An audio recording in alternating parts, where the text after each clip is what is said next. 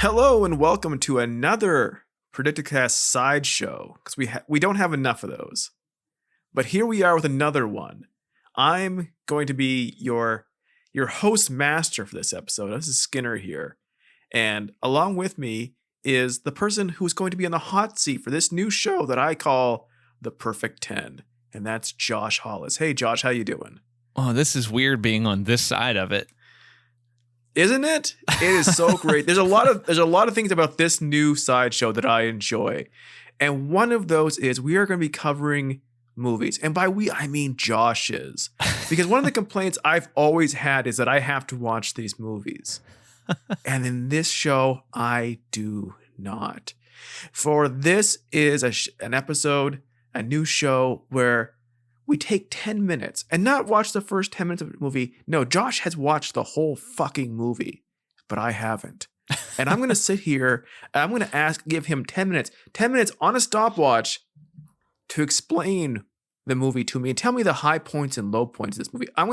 These are movies that would have made a good episode, but there's a big problem. Josh always watches the movies anyway. So one of the reasons why predictocast worked as a concept for such a long time is that I don't watch anything. And I have to stop Josh from watching a movie in advance if something sounds like it's going to be good. Or we have to find something or something suggested to us that is so obscure that somehow Josh has not spent $50 on a DVD for it and already watched it on a Saturday night. I don't do that much anymore.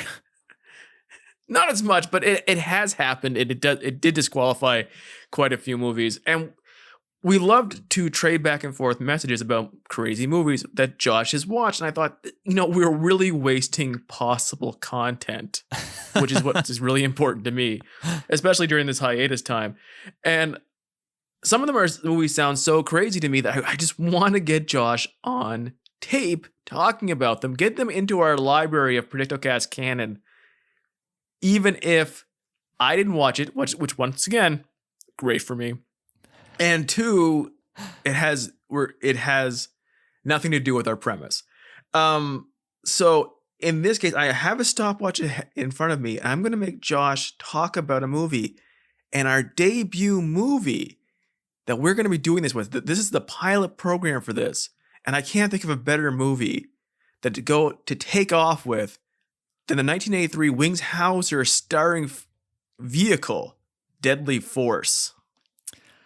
So, in just a moment here, I'm going to start a stopwatch. Okay. I'm going to have Josh. Yes, that's right, you, Josh. I explained this to him right before we recorded. I'm going to hit the start on it, and Josh is going to have 10 minutes exactly to describe this movie, to tell me why it's so great. Tell me what about the Stoney Cooper's adventure is so great, and why people should either go and watch this movie or they should fucking avoid it. And I want to give him 10 minutes, and I'm going to give a few time countdowns, probably a 5 and a 1. But this is going to be a nicely tight contained thing. And so you will know after this episode if you are ready to take on the Deadly Force or not. So, Josh, are you ready? Okay, it's a lot of pressure. I know it's a lot of pressure, but it's all on you and not on me. I know that's what makes it that's what's putting a lot of pressure on me, because I have to be engaging for 10 minutes, and I have to remember this movie, which I've watched at this point like 4 days ago, and I've forgotten a lot of it already. That's great. What also is good is I enjoy that we picked a movie that does not have Wikipedia plot synopsis on it. So you have you have no oars in the water on this one. Okay. All right. I don't think I've had you under this kind of pressure since Butterfly Kisses. So no, we're delaying the inevitable. So start that timer, baby. All right. 3, 2, 1. Josh, tell me about this movie. Who is the star and what is it about? Okay. So Deadly Force, as you said, came out in 1983. It stars Wings Hauser, which is an actor who's been in a ton of movies, lots of bad ones. I will just say he was the villain in Beastmaster 2. He's been in a ton of stuff. He's probably been in movies that we will eventually do on predictocast whenever we decide to come back. I just feel like he's been in things that would make sense for us to cover, and Deadly Force would have made sense for us to cover. I think I had seen it like the poster for it before when we were looking for movies to cover, and I think it was on a list that we might have had, and maybe it wasn't available at the time. Anyway, it became available on Blu-ray. I was in a Blu-ray buying phase with some gift cards that I got for Christmas. This was there. I was like, why not? Let's give it a shot. It's about a man named Stoney Cooper, who is a former police officer, and he's kind of down on his luck, and he lives in New York currently, but he gets a call from a friend of his whose daughter is murdered by a serial killer out in LA. And so he goes back to LA to try to help him solve the murder. He's kind of like this freelance, not private detective, but he's sort of like a freelance cop at this point in his career.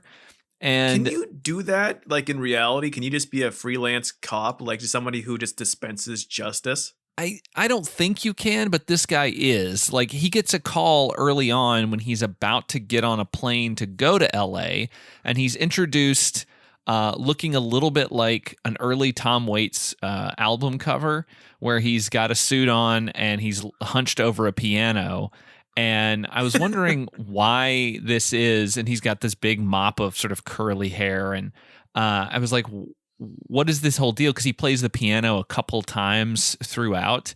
And in tweeting about this movie, which I'll read my tweet in a minute, a friend of ours, Phil Gonzalez, who's been on the show before, he said that he put out an album in the 70s under the name Wings Livinryte.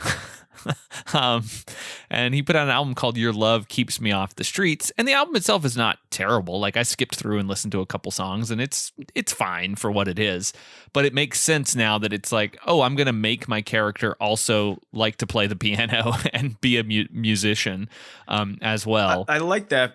I like that because it reminds me like of an SNL character actor who like has some singing education, and they always like, you know, just kind of find a way to sing in every sketch. Yeah, this actually, and everyone enjoys that. The equivalent of this would be like if Chris Kattan showed up in a movie eating like a bowl of mangoes.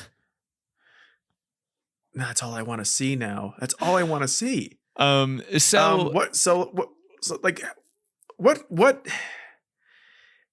is it? The cover of this movie says, "When cops won't and courts can't, Stoney Cooper will give you justice when nothing else will do." As like a freelance cop, doesn't that just make him a murderer? Kind of, but he doesn't murder anybody. He does get, so like I was saying, he's about to go to LA. It's called Deadly Force, and he doesn't murder anybody. Well, he does, but and he is kind of a dick. So yeah, there is a montage of him roughing up random people that he used to know when he was a cop in LA. So it's not great. But so he stops a I can't remember. There's some revolutionary that's holed up in some plant and threatening to blow it up in New York, and he gets a call before he goes to LA to go and stop the guy. And so he's able to defuse the situation and get the guy out without anyone dying as he's about to head to LA. So he does all this in like 10 minutes. Then he hops in a cab. The cab is driven by Estelle Getty. She is a cab driver who knows him and is only in the movie this one scene. It's so bizarre to see her. Her name is Gussie in the movie, and she takes him to the airport in a cab, and that's it. I mean, she would become a bigger star within like a year. Yeah. I didn't think about the fact that this must have been like well before Golden Girls, but yeah, she's this cab driver for one scene, and then so he gets to LA and he hooks up with his old friend Sam, the one whose daughter was murdered.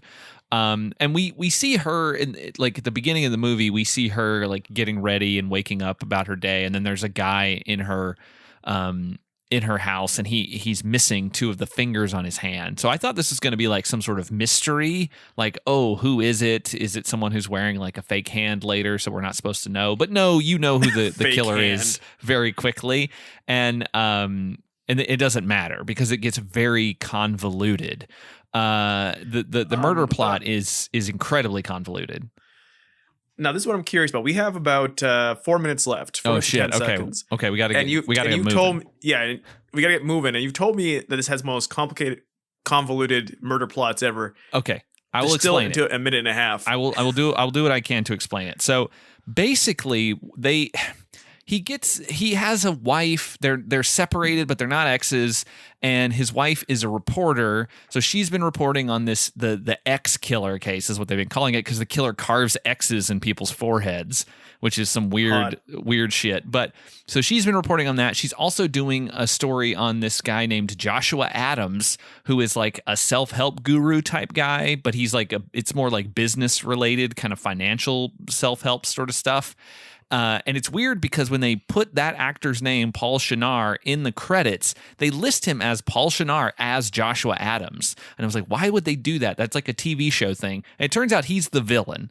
And he was another guy. He had a previous name before he showed up as Joshua Adams, this financial guru guy. And he was in prison and he faked his death along with the help of a guard there. And then he became this new person. And in order to not let on who he used to be, he's hired the former guard who helped him fake his death to start murdering people who might be able to expose him, but also kill random people so the police don't draw any connections back to him. That's a lot of work. Yes, and the way they explain it is incredibly convoluted. It takes like 3 scenes for them to explain, with multiple people dropping little information as to why this all happened. And the best part was that they figure out that it's the same guy because they look at a photo of the guy he used to be, and they use this weird thing that I have never seen in a movie before. We've seen police sketches and stuff, but the way that this guy does it is he has these little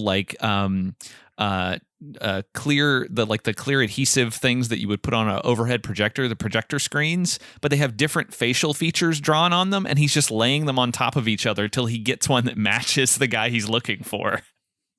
That's not how anything would work, though. It's amazing. You can just make any face. Oh God, I love. How are we on facial time? stuff, How are we on time? Because I got more to say. We got a minute and a half. Okay, so the reason that you brought up us talking about this movie in the first place is because I tweeted, if you want to see Wings Hauser's taint as well as his tongue flicking around on a nipple, have I got a movie for you? And the reason I say that is because there's a point early in the movie where he's taking a bath in his wife's house, and the killer starts shooting into the house, and he has to jump out of the tub while naked, and you pretty much see Wings Hauser's nutsack a couple times in this thing. And then also he has sex with his wife after they sort of get back together, and his tongue there's just a close-up of his tongue flicking around on her nipple, and then they have sex in a hammock, which doesn't seem like he'd be able to get any real traction. And the conclusion of the movie is at the Joshua Adams, the bad guy, his house.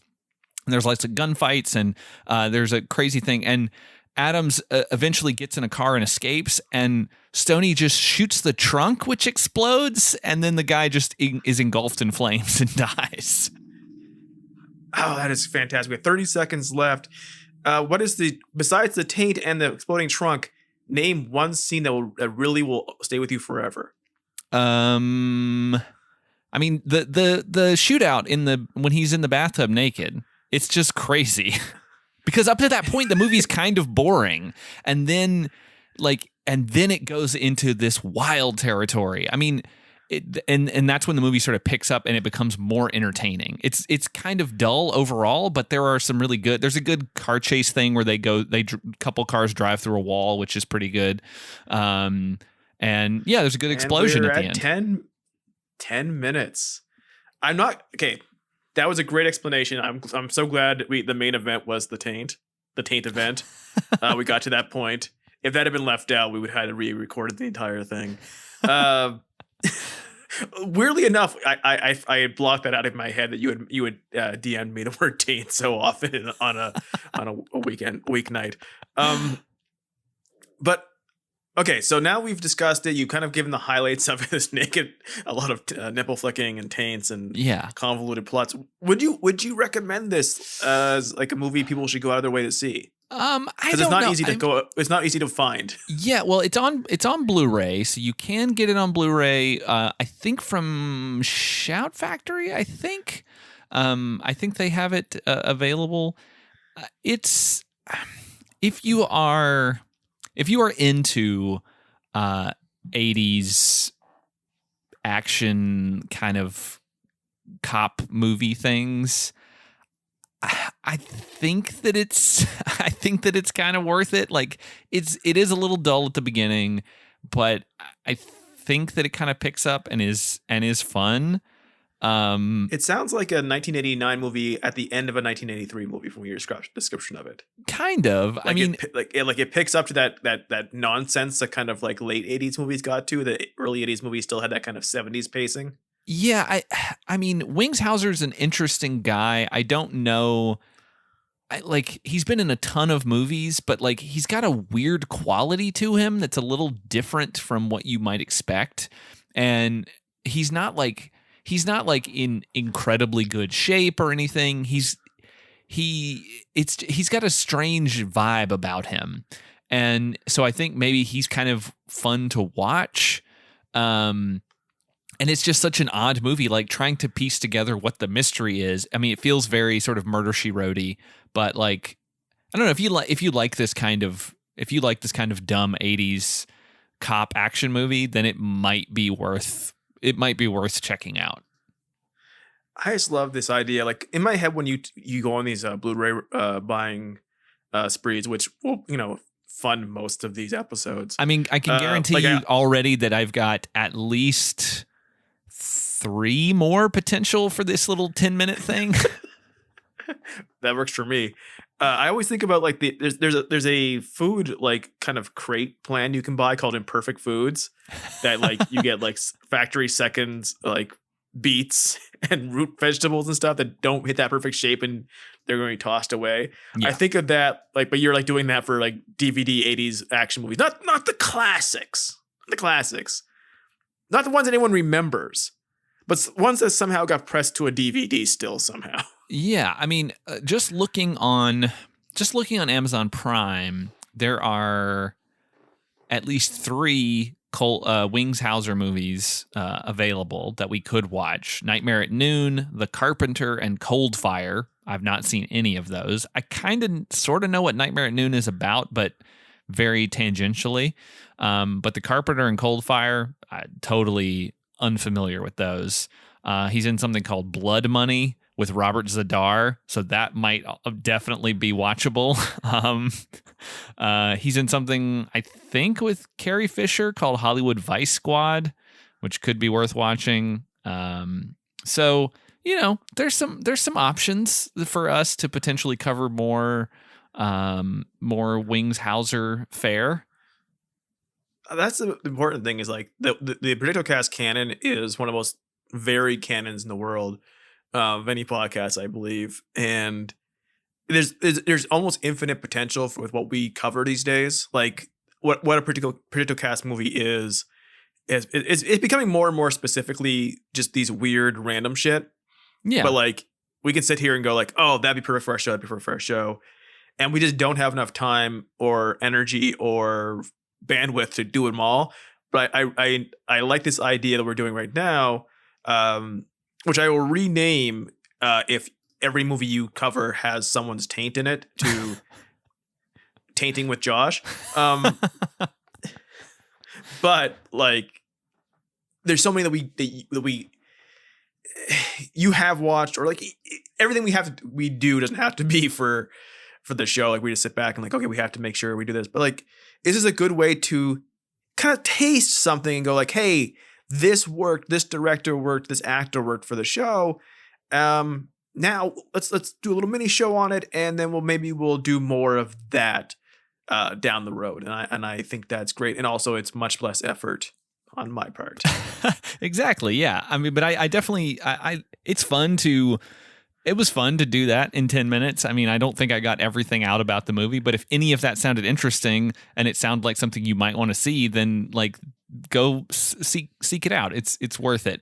And I will just tack on here to say, like, we're putting this out on the Monday, February 8th, because normally we would put out a episode from our Patreon, the now defunct Patreon, to kind of fill up the space in the hiatus, but we wanted to drop something a little different and a little fun here on this week, because we have a big announcement, which is that we have a brand new episode coming out on Wednesday, February 10th. It's our Valentine's Day episode.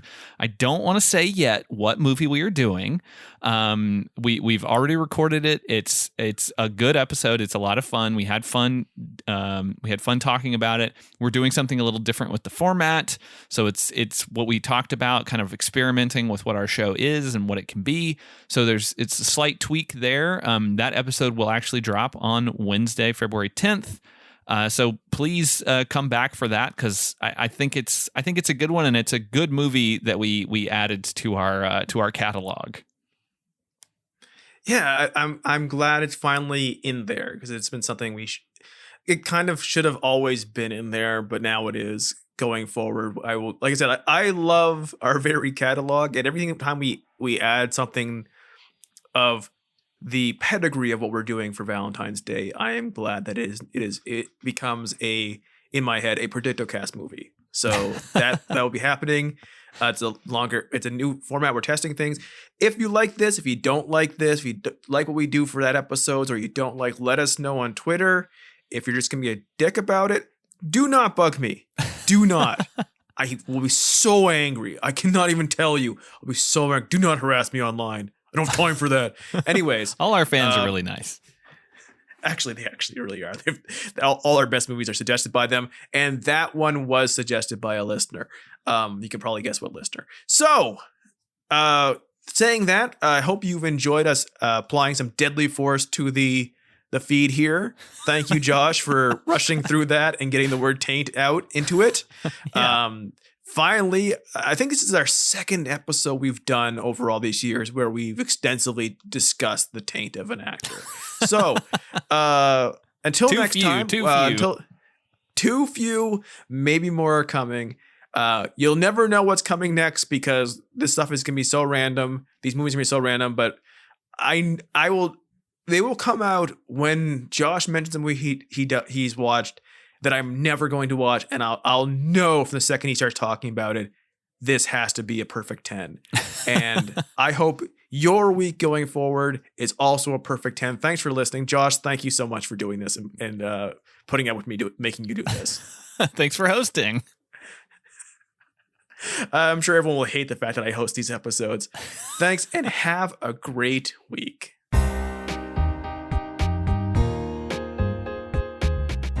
If you like the show, subscribe, rate, and review us over at Apple Podcasts. We're on Twitter and Instagram at predictocast, and you can find our entire back catalog at predictocast.com. Our theme music is by Kyle Sledge. Find more of his work at soundcloud.com/geistmusic. To get monthly bonus content, sign up at patreon.com/predictocast. As always, thanks for listening.